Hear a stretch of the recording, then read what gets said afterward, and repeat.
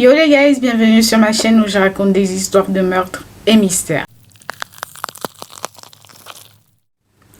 Petit disclaimer avant de commencer, cette vidéo s'adresse à un public averti, cette vidéo est déconseillée aux moins de 12 ans.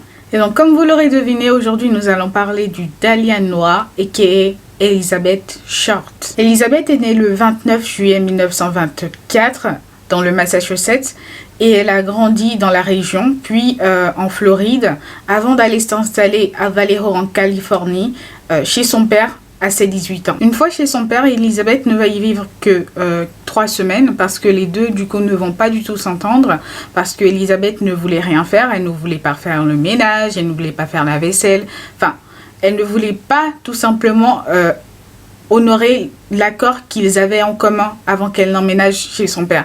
Donc ce qui va faire que son père va la mettre à la porte en 1943. Elizabeth va ensuite par la suite vivre à gauche à droite jusqu'en 1946 où elle va emménager chez une femme nommée Dorothy. Et donc elle va y vivre jusqu'en 1947 et un jour en 1947 elle va dire à Dorothy qu'elle déménageait à nouveau et qu'un certain Red venez la chercher. C'est ainsi que le 15 janvier 1947, les secours seront appelés par rapport à un corps nu découpé en deux qui se trouvait sur un terrain vacant à Los Angeles. Au début, la victime sera prénommée Jane Doe avant que son empreinte digitale ne leur permette de l'identifier en tant que Elizabeth Short. Donc son corps était sévèrement mutilé et vidé de son sang. C'est ainsi que l'analyse médicale va déterminer qu'elle est décédée 10 heures plus tôt. Donc une fois son corps identifié, ce qu'ils vont faire, c'est qu'ils vont contacter son père vu qu'il vivait en Californie. Et son père, il voulait rien savoir, il s'en fichait complètement que sa fille soit décédée. Donc ils vont contacter sa mère qui va tout de suite partir du Massachusetts pour rejoindre Los Angeles où il y avait le corps de sa fille. Donc l'enquête de la police va les mener à Dorothy, l'ancienne coloc de Elizabeth.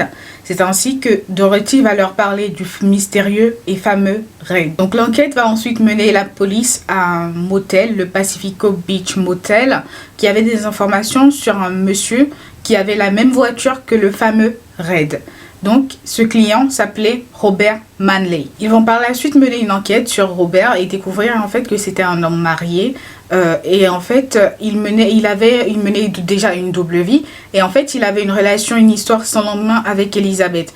Ils vont ensuite le faire passer au détecteur de mensonges, ce qu'il va passer positivement. C'est-à-dire, il n'avait rien à cacher. Donc les médias ayant appris l'histoire vont beaucoup s'y intéresser. Tout le monde en parlait, tout le monde était intéressé par ce meurtre, notamment à cause de la brutalité du meurtre, mais aussi de la manière dont le corps était disposé. Donc c'est là qu'ils vont lui donner, donc surnommer Elizabeth le Dahlia noir, à cause en fait de ses cheveux elle avait une belle touffe bien noire et en fait ça faisait penser à un dahlia, donc ils vont la surnommer le Dahlia noir. Un mois après le meurtre, la police va se mettre à recevoir des lettres du meurtrier. Je dis bien le meurtrier parce que dans ces lettres il y avait des informations qui n'avaient pas été divulguées et aussi en fait il envoyait des effets personnels d'Elizabeth. Donc un autre suspect va voir le jour, il s'agit de George Odell, un médecin qui travaillait à Hollywood.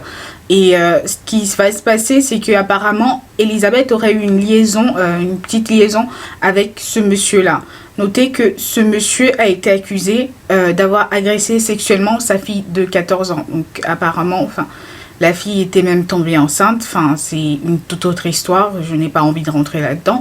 Mais c'est un peu pour retracer le parcours de ce monsieur-là et dire que il est suspect. La police va ensuite mettre George Odell sur écoute et en fait, un jour, ils vont l'entendre dire mot pour mot, je répète, supposons que j'ai tué le Dahlia noir, ils ne peuvent pas le prouver, ils ne peuvent pas parler à ma secrétaire parce qu'elle est morte. What? Mais quel être humain censé dit ça? Enfin, vous voyez pourquoi je dis qu'il est suspect? Vous voyez, il est suspect. C'est pas qu'il est suspect. Pour moi, en fait, c'est le meurtrier du Dahlia noir. Enfin, je pense. Il n'a toujours pas été inculpé. Donc, je pense que c'est bien le meurtrier du Dahlia noir. En avril 1950, la police va juger qu'ils ont assez de preuves contre George Odell pour l'inculper. Sauf que avant son arrestation, celui-ci va s'enfuir aux Philippines. Ce qui va faire que cette affaire est l'une des plus vieilles cold cases de l'histoire. C'est déjà la fin de cette histoire, j'espère que vous aurez kiffé et que vous savez maintenant qui était le Dahlia noir. Je vous souhaite une bonne journée, portez-vous bien et faites de bons choix.